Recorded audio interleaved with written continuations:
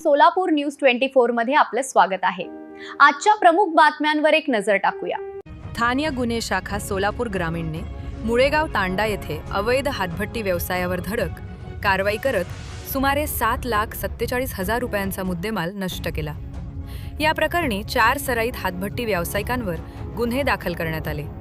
स्थानिक गुन्हे शाखा सोलापूर ग्रामीणने मुळेगाव तांडा तालुका दक्षिण सोलापूर येथे अवैध हातभट्टी व्यवसायावर धडक कारवाई करत सुमारे 7,47,500 रुपयांचा मुद्देमाल नष्ट केला।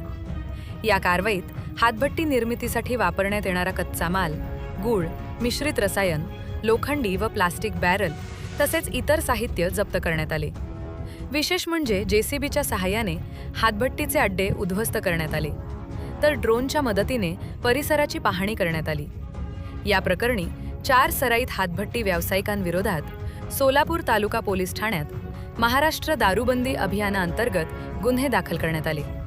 ही कारवाई पोलीस अधीक्षक अतुल कुलकर्णी व अपर पोलीस अधीक्षक विजय कबाडे यांच्या मार्गदर्शनाखाली स्थानिक गुन्हे शाखेचे वरिष्ठ पोलीस निरीक्षक संजय जगताप यांच्या नेतृत्वाखाली करण्यात आली।